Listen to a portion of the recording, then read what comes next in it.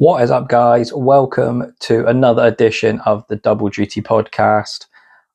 Today I am talking about some beef. Everybody who's watched my past things will know I love a bit of beef, but this is a bit different. This seems to have flared up between two unlikely rivals. I don't even know where this has come from. Let's get into it.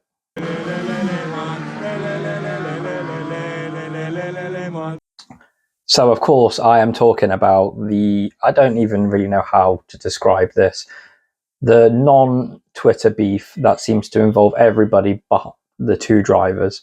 I'm, of course, talking about Max Verstappen and NASCAR's very own Kyle Larson.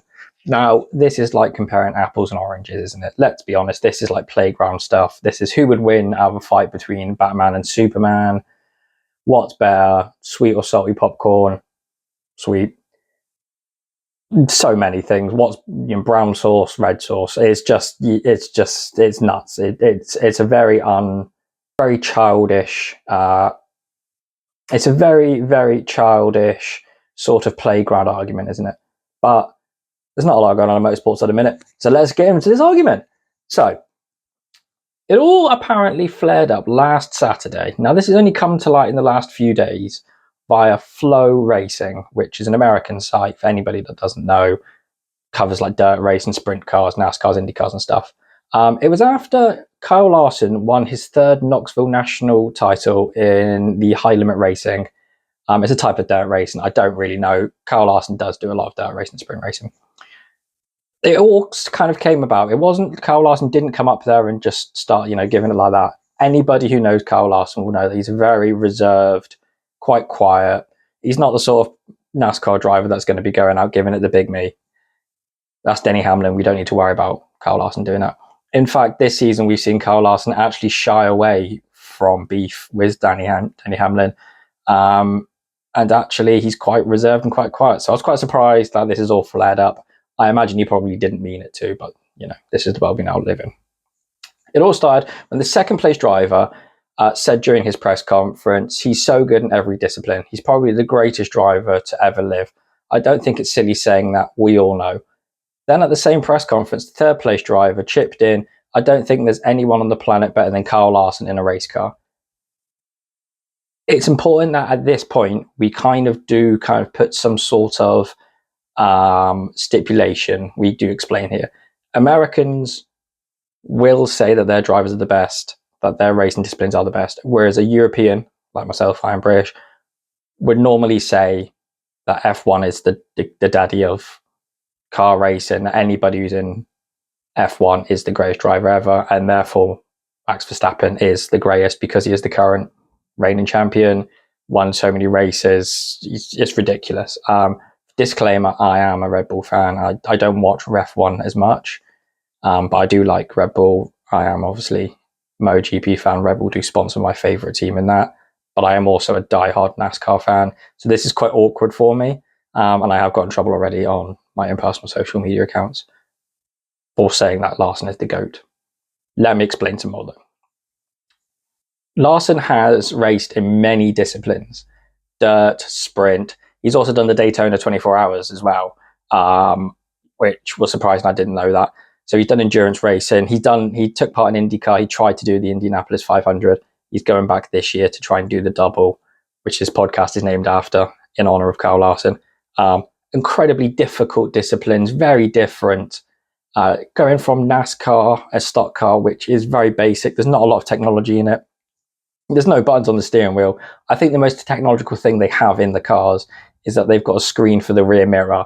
That's about it, and a two-way radio. If you go to like Formula One or IndyCar, like Kyle Larson did, there's buttons everywhere. That's what he said took him so long to understand.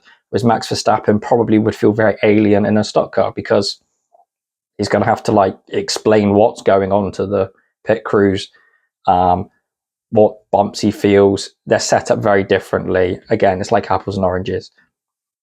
So I can kind of see the argument that Kyle Larson is a better driver and is the best driver in the world because he's won and done so many different disciplines.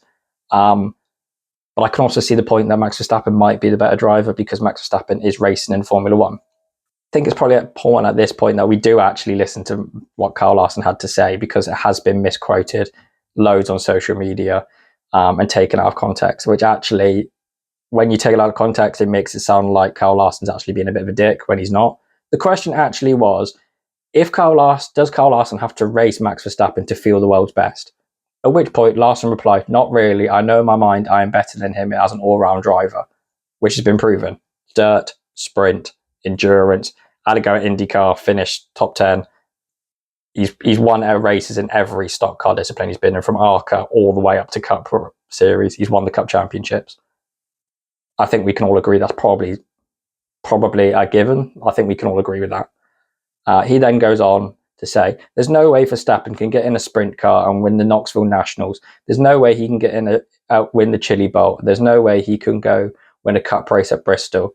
Larson continued, there's probably no way I can get into a Formula One car and race at Monaco, but I think I'd have a better shot at him doing what he does than him doing what I do, just because of the car element.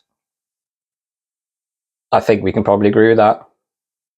IndyCar, very different, but also very similar to Formula One. Kyle Larson gave it his best shot. We're going to see him back in it next year. I'm incredibly excited to see that. I think if he does accomplish the double, the second only driver to ever do that after Tony Stewart, then I think the case kind of does swing towards Kyle Larson being the best driver in the world. Larson did also finish saying, that's what gives me ease and confidence, that like, I know I'm better than him. Maybe not in an open wheel IndyCar or Formula One car, but that's one discipline. I think I would beat him in everything else. You can quote that. Now, I think that the facts back themselves up. Kyle Larson's won in every discipline he's been in. He's been incredibly successful in every discipline he's been in,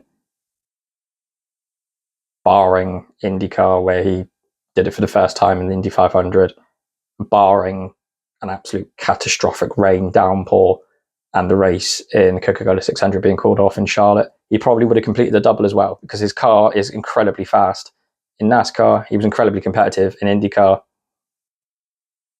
I hate to be biased, but I think Kyle Larson's got a point here. The GOAT, that is Kyle Larson. The only way we can actually potentially solve this problem is if Valentino Rossi lets the two of them have a go on the motorbike.